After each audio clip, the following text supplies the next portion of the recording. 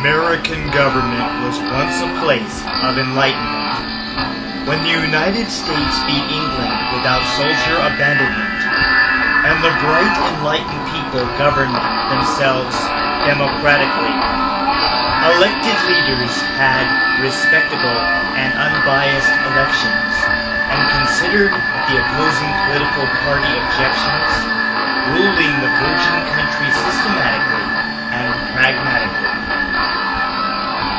These leaders created a revolutionary constitution after defeating England in the American Revolution, building the country with a balanced legislative branch in progress.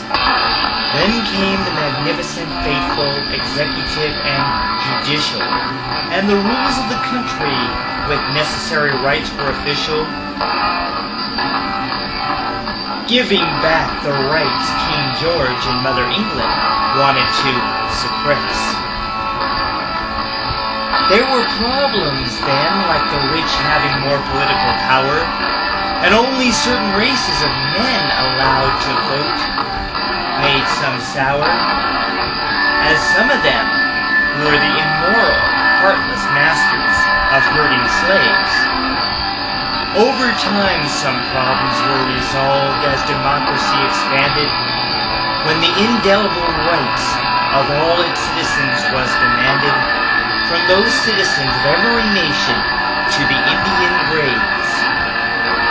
People were encouraged to build astronomic businesses and thrive, even though many poor ones indubitably strive to stay alive.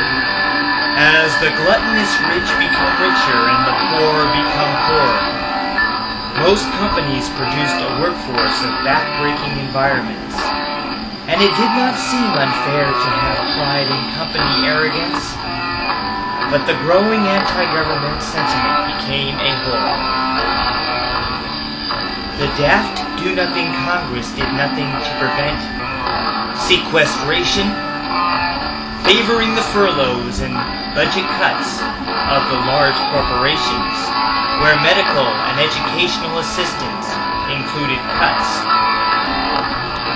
Wages and cost of living allowance has hibernated for years, and the protest about them raising their own paychecks fall on deaf ears, as the Republicans remain heartless, as the Democrats lack guts. Both parties have lengthy tongues of polysyllabic lies and deceit, mudslinging to cover their own penile, felonious dirt on Wall Street. As conspiracy theories about government spread across the land, the tall failures of the government are not simply propaganda, for the homeless are forgotten when it comes to the memoranda. Instead, candidates take political blaming the government stands.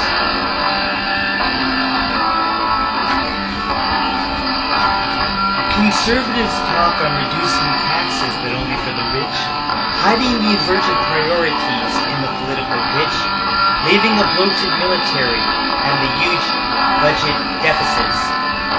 The legislative Congress held the majority through subterfuge, with abilities to shut down the government, leaving no refuge, through political temper tantrums over laws of their opponents.